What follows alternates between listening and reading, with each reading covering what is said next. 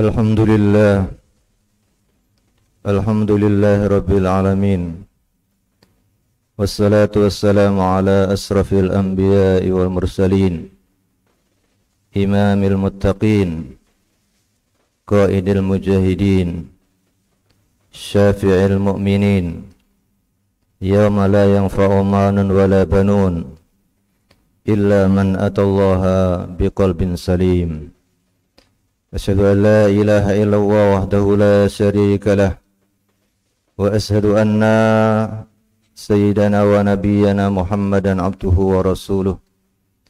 Allahumma fasalli wa sallim wa barik ala Muhammad wa ala ali Muhammad kama sallaita ala Ibrahim wa ali Ibrahim innaka Hamidum Majid.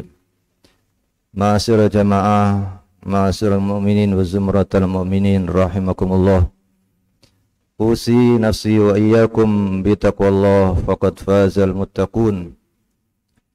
Haitsu qala Allah ta'ala fi kitabihil karim, a'udzu billahi minasy syaithanir rajim. Ya ayyuhalladzina amanu ittaqullaha wal tanzur nafsum ma qaddamat lighad. Wattaqullaha innallaha khabirum bima ta'malun. Hadirin sidang jamaah Jum'ah Masjid Al-Ikhlas yang dirahmati Allah.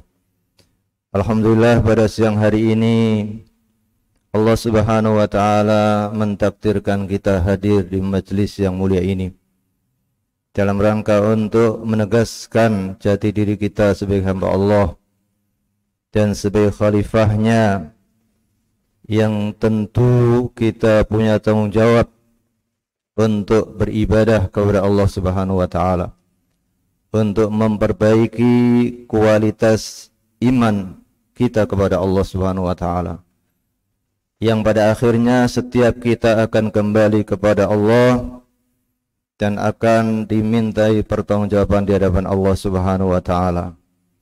Oleh karenanya tentu menjadi kebutuhan kita saat kelak kita menghadap Allah, kita disampaikan sebagai hambanya, sebagai manusia atau makhluk yang dicintainya, sebagai hamba Allah yang diakui dan kemudian dimasukkan ke dalam rahmat dan surganya Allah Subhanahu wa taala. Allahumma amin ya rabbal alamin. Salam dan salam semoga senantiasa tercurahkan kepada baginda Rasulullah Muhammad sallallahu alaihi wasallam. Hadirin yang mulia yang dirahmati Allah, pada tahun ke-10 kenabian atau bi'tsah di Makkah tepatnya, Rasulullah sallallahu alaihi wasallam satu hari dan para sahabatnya berjalan-jalan di luar kota Makkah. Ini adalah bagian dari rihlah ruhiyah, di mana hari-hari berlalu begitu berat. Apalagi Rasulullah sallallahu alaihi wasallam sudah 10 tahun menjalankan dakwah, baik secara fardiyah, jamaiyah atau sirriyah, jahriyah, yang tentu tidak mudah untuk mengenalkan Tuhannya Allah Subhanahu wa taala, untuk supaya umatnya kembali kepada Allah, agar umatnya paham akan hakikat kehidupannya. Oleh karenanya beliau kemudian mengajak para sahabatnya untuk berjalan-jalan di luar kota Makkah, dan kemudian mereka istirahat sejenak. Ada sahabat yang menyampaikan bahwa ya Rasul, kita ini sudah melewati berbagai ujian dan cobaan dalam berdakwah, menyampaikan risalah Islam ini, dan hari-hari ini semakin berat. Apakah tidak sebaiknya kita berhenti sejenak atau istirahat sejenak dari dakwah ini? Karena hari-hari itu kita tahu bahwa pada tahun ke-10 pada tahun ke-10 kenabian atau bi'tsah, Rasulullah sallallahu alaihi wasallam ditinggal istri tercintanya Khadijah radhiyallahu anha. Kemudian juga ditinggalkan paman yang sangat membantu perjuangan, yang sangat menjaga melanjutkan pemeliharaan yang dilakukan oleh kakek beliau Abdul Muthalib, yaitu Abu Thalib. Dan pada saat itu juga terjadi yang namanya blokade, di mana kaum muslimin, Rasulullah dan para sahabatnya, dilakukan satu hal yang sungguh sangat berat, sebagaimana yang terjadi pada saudara-saudara kita barangkali di Palestina. Mereka diblokade secara ekonomi, secara sosial. Tidak boleh ada yang namanya pernikahan dengan di luar orang-orang beriman. Tidak boleh ada jual beli, bahkan tidak boleh ada komunikasi. Sehingga yang terjadi adalah semakin sulit ekonominya dan secara kesehatan juga semakin menurun. Terlebih kemudian ada sahabat-sahabat yang lemah secara ekonomi, yang mereka itu juga mendapatkan siksaan. Rasulullah mendapatkan cercaan, hinaan. Inilah yang kemudian tentu sangat berat. Tapi Rasulullah SAW senabi Rasul yang terakhir, yang melanjutkan estafet perjuangan para nabi dan Rasul sebelumnya untuk mencerahkan manusia, untuk mengenalkan jalan Allah Subhanahu wa taala. Allah Subhanahu wa taala menyampaikan dalam surah As-Saff ayat 9, A'udzu billahi minasyaitonir rajim, huwallazi arsala rasulahu bil huda wa dinil haqq liyudhhirahu 'alad dini kullih walau karihal musyrikun. Walladzi arsala rasulahu, dialah zat, yaitu Allah Subhanahu wa taala, yang mengutus rasulnya bil huda, dengan petunjuk, dengan hidayah, dengan Al-Qur'an, wa dinil haq, dengan membawa ajaran syariat agama Islam yang benar, liyudhhirahu 'alad dini kullih, agar ditampakkan, dimenangkan atas seluruh keyakinan, seluruh hal-hal yang diyakini apapun itu di antara umat-umat atau bangsa-bangsa atau suku-suku pada saat itu. Seluruh nilai-nilai ajaran-ajaran yang sesat, yang batil, yang salah, maka kemudian diluruskan, dimenangkan ajaran Islam ini atas seluruh ajaran nilai-nilai itu. Walau karihal musyrikun, walaupun tentu ada banyak orang-orang musyrik yang benci dalam hal ini. Maka dari sini kita melihat kegigihan Rasulullah SAW. Beliau ketika mendapati betapa sulitnya mendapatkan mad'u atau mutarabbi atau lahan dakwah yang subur di Makkah, maka beliau kemudian mengarahkan dakwahnya ke Taif. Taif di sana ada Bani Thaqif. Di Taif secara ekonomi juga cukup baik. Barangkali di sana lahan dakwah akan subur dan bisa diterima oleh orang-orang Taif pada saat itu. Tapi lagi di situ ada paman-paman, ada keluarga besar Rasulullah SAW dari ibunya atau dari pihak ibunya Aminah. Jamaah yang dirahmati Allah Subhanahu wa taala, maka berangkatnya Rasulullah dan Zaid bin Harithah yang senantiasa menemani beliau. Beliau berangkat kurang lebih pada tahun ke-10 kenabian itu juga. 10 hari beliau dakwah di sana. Ternyata juga tidak mudah. Bahkan kemudian yang terjadi juga sama, cacian, makian, bahkan dilempari, bahkan diusir, berdarah-darah. Tapi begitulah yang dirasakan Rasulullah SAW, yang mungkin jauh lebih besar daripada yang kita bayangkan.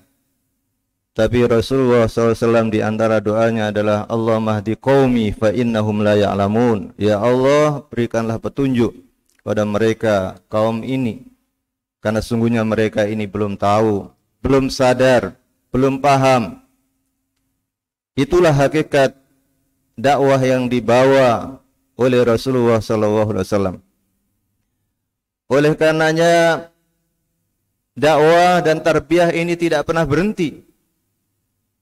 Dilanjutkan ketika beliau kemudian diberi hadiah oleh Allah Subhanahu wa taala perjalanan Isra Mi'raj yang menurut riwayat ada banyak khilaf antara tahun 11 atau 12 bi'sah atau kenabian. Intinya bahwa di situ Rasulullah SAW mendapatkan kebahagiaan ketika di tahun ke-10, tahun kesedihan, mengalami blokade, mengalami cacian makian dan luar biasa tantangannya, dan meninggalnya Khadijah dan Abu Thalib, maka beliau mendapatkan berita gembira ketika diperjalankan. Subhanalladzi asra bi'abdihi lailan minal masjidil haram ilal masjidil aqsa alladzi barakna haulah linurihu min ayatina innahu was-sami'ul basir. Ini juga menjadi keyakinan orang-orang beriman bahwa itu benar adanya, sebagaimana Abu Bakar As-Siddiq radhiyallahu an ketika mendengar berita itu langsung percaya dan yakin dan membenarkan. Karena itulah kemudian beliau mendapat predikat As-Siddiq. Perjalanan yang menyenangkan, di mana kemudian beliau juga mendapatkan hadiah, bahkan itu adalah bagian hadiah untuk kita hari-hari ini, menjadi rihlah ruhiyah orang-orang beriman, bahkan menenangkan hati orang-orang beriman. Bahkan menurut Rasulullah, arihna ya Bilal bisalah.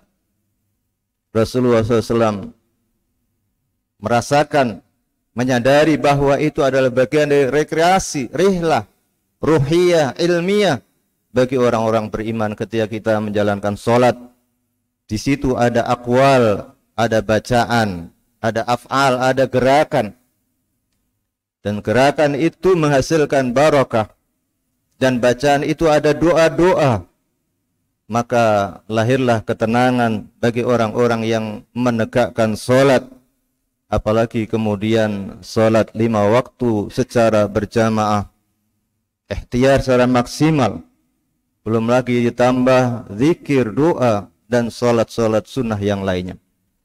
Maka sholat itu adalah bagian dari rihlah ruhiyah yang tidak boleh ditinggalkan, bagian terpenting, imaduddin, tiang agama. Siapa yang meninggalkannya maka faqad hadamad din, dia menghancurkan, merobohkan agamanya. Maka sebentar lagi kita juga akan masuki bulan suci Ramadan. Kesempatan terbaik bagi kita yang kita berdoa, harapannya kita masih dihantarkan oleh Allah masuk ke dalam bulan suci Ramadan ini yang penuh dengan keberkahan dan rahmat Allah. Maka kesempatan terbaik untuk memperbaiki, untuk kemudian muhasabah, untuk mentazkiyah, mensucikan jiwa-jiwa kita yang dalam beberapa bulan kita melakukan kesalahan-kesalahan, kekhilafan-kekhilafan, dosa-dosa, maksiat. Itu menjadi menjadi titik-titik, nuktah-nuktah hitam di dalam hati kita. Imam Ghazali menyampaikan bahwa setiap dosa itu meninggalkan titik hitam di dalam hati kita. Maka semakin banyak titik-titik hitam dalam hati kita dan tidak segera dibersihkan dengan kebaikan-kebaikan yang kita lakukan, maka akan semakin sulit untuk dihilangkan atau dibersihkan. Hadirin jamaah yang dirahmati Allah Subhanahu wa taala. Allah Subhanahu wa taala memberikan sarana-sarana setiap harinya dengan salat 5 waktu baina shalah, di antara salat zuhur, asar, maghrib, isya, subuh, dan salat-salat yang lain. Ada waktu di mana kita bisa membaca Al-Quran. Ada waktu setiap pekannya kita sholat Jumat seperti ini. Setiap tahunnya kita dihadirkan bulan Ramadan. Itu ada dalam rangka untuk senantiasa hati kita dikembalikan kepada jiwa fitrah kita. Nilai-nilai fitrah ilahiyah yang juga Allah ilhamkan. Fa'alhama fujuraha wa taqwaha. Qad aflaha man zakkaha wa qad khaba man dassaha. Allah mengilhamkan kepada seluruh jiwa-jiwa manusia yang Allah ciptakan ini. Ada ilham takwa, kebaikan, ada ketakwaan, tapi juga harus sadar bahwa di sana juga ada fujur, ada keburukan, ada kejahatan. Maka setiap kali kita melakukan kebaikan, maka akan menutup pintu keburukan, bahkan bisa melahirkan kebaikan-kebaikan yang lainnya. Hadirin jamaah yang dirahmati Allah Subhanahu wa taala. Maka kemudian ketika kita faham, kita menjadi mukmin yang punya tanggung jawab yang sama dalam menjalankan dakwah ini sesuai dengan kapasitas kita, dengan lisan kita, dengan tangan kita, dengan kekuasaan kita, dengan harta kita, dengan fisik kita, maka semuanya bernilai di sisi Allah Subhanahu wa taala. Faman ya'mal mithqala dzarratin khairan yarah wa may ya'mal mithqala dzarratin syarran yarah. Tidak ada yang lepas dari pantauan Allah. Tidak ada yang lepas dari catatan malaikat. Maka semuanya pasti ada balasannya, dan kebaikan itu akan dibalas 10 kali lipat, bahkan lebih daripada itu. Man jaa bil hasanah falahu bi asri amsalihah. Adapun keadilan Allah, kebijaksanaan Allah, ketika kita melakukan satu dosa, satu khilaf, maka Allah hanya menghitung satu saja, tidak lebih daripada itu. Hadirin jamaah yang dirahmati Allah Subhanahu wa taala. Maka sebagai rasa syukur kita kepada Allah, diberikan fitrah iman. Betapa kita melihat ada banyak saudara-saudara kita di dunia ini. Ada yang sudah kembali kepada Allah, ada yang masih hidup, ada yang masih diberi kesempatan oleh Allah untuk mencari hidayah ini. Tapi ternyata tidak semuanya mendapatkan kemudahan untuk mendapatkan hidayah ini. Butuh perjuangan. Bahkan ketika hidayah itu sudah ada dalam tangannya, genggamannya, ujian dan ujian itu semakin berat. Tapi inilah kemudian tidak ada nabi dan rasul diutus kecuali ada ujiannya. Maka orang-orang beriman juga tentu ada ujian-ujian. Bahkan setiap manusia, tabarakalladzi biyadihil mulku wa huwa ala kulli syai'in qadir, alladzi khalaqal mauta wal hayata liyabluwakum ayyukum ahsanu amala. Untuk supaya siapa yang paling baik amalnya, ujian itu ada. Siapa yang sukses, siapa yang lulus, siapa yang terbaik nilainya, ketika ujian itu ada. Ada muncul nilai-nilai, maka disitulah ada musabaqah, ada perlombaan, fastabiqul khairat. Maka ketika ada kesempatan sekecil apapun, maka itu adalah kebaikan yang Allah berikan pada kita. Hadirin jamaah yang dirahmati Allah Subhanahu wa taala. Ujian bagi orang beriman boleh jadi itu adalah hadirnya wujud dari rahmat Allah. Sebagaimana Rasulullah SAW dan para sahabat ketika kemudian diuji sekian tahun, 13 tahun di Makkah, maka ada datangnya hijrah, perintah hijrah ke Yasrib, ke Madinah pada saat itu. Sehingga di Madinah Rasulullah SAW dan para sahabatnya membangun peradaban baru, Madaniyah, ibarat membangun kota baru. Di situ dibangun keadilan, kebijaksanaan, persamaan hak. Bahkan di situ juga hadir, atau di tengah-tengah masalah itu bukan hanya umat Islam, tapi juga ada Nasrani, ada Yahudi, yang mereka tentu harus mengikuti aturan, kesepakatan, perjanjian. Maka disinilah peradaban Islam pertama yang dibangun oleh Rasulullah SAW, yang kemudian sampai dan hadir di tengah-tengah kita ini. Maka kalau kita bayangkan sekian abad atau 14 abad. Perjalanan yang tidak pendek. Bahkan dari Makkah ke sini, dari Madinah ke sini. Naik pesawat saja lebih dari 10 atau 12 jam. Perjalanan dulu seperti apa? Masih berkuda, naik unta, panas, hujan. Dan itu tidak dinilai dengan uang. Tapi disinilah kemudian mereka orang-orang yang telah memberikan jasa yang luar biasa. Maka kita juga dididik untuk mendoakan mereka. Mendoakan orang-orang yang sudah memberikan jasa kepada kita. Baik dimanapun mereka berada. Termasuk jasa kedua orang tua kita. Itulah kehidupan orang-orang beriman, bersyukur dan bersabar. Ajaban li amril mu'min, inna amrahu kullahu khair. Walaysa lahu illa lil mu'min, illa lil muslim. In asabatu sarra syakar fakana khairan lah. Wa in asabatu dharra sabar fakana khairan lah. Sungguh mentakjubkan, mengherankan. Orang yang betul-betul muslim, beriman itu adalah manakala dia mendapatkan nikmat, mendapatkan kebahagiaan, dia bersyukur dan itu akan menghadirkan kebaikan baginya. Ketika ada ujian, cobaan dan wujud dari kasih sayang dan rahmat Allah, maka dia juga bersabar dan akan hadir kebaikan yang lain. Dan ujian bisa jadi itu akan mengangkat derajatnya. Sebagaimana juga Rasulullah SAW dan para sahabatnya, mereka kemudian mendapatkan tempat untuk membangun peradaban Islam. Dari situlah kemudian peradaban dibangun. Dan sampai hari ini kaum muslimin yang diawali dari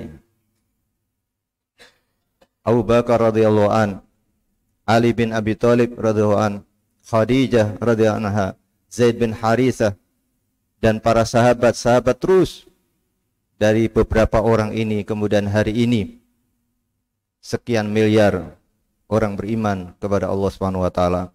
Maka nabi dan rasul prinsipnya adalah mendakwahkan tauhid, mendakwahkan la ilaha illallah Muhammadur Rasulullah. La ilaha illallah, mentauhidkan Allah Subhanahu wa taala. Fa'budni qul innani anallah la ilaha illa ana fa'budni wa aqimis sholata li dzikri. Di dalam ajaran agama Islam ini jelas zat yang dipertuhankan, diibadahi hanya Allah Subhanahu wa taala. Qul innani, katakanlah sungguhnya aku, kata Allah. Anallah, saya ini adalah Allah. La ilaha illa ana. Ditegaskan tidak ada ilah, tidak ada Tuhan kecuali Allah, kecuali Dia. Ana, saya, kata Allah. Fa'budni, maka beribadahlah, menyembahlah hanya kepadaku, kata Allah. Wa aqimis sholata li dzikri, dan kita salat itu dalam rangka mengingat Allah terus, maka kita diberi kesempatan untuk senantiasa ingat kepada Allah agar kita ingat bahwa kita akan kembali kepada Allah Subhanahu wa taala. Barakallahu li wa lakum fil Qur'anil azim wa nafa'ani wa iyyakum bima fihi minal ayati dzikril hakim wa taqabbal minni wa minkum tilawatahu innahu was-sami'ul basir fastaghfiruh innahu wal ghafurur rahim.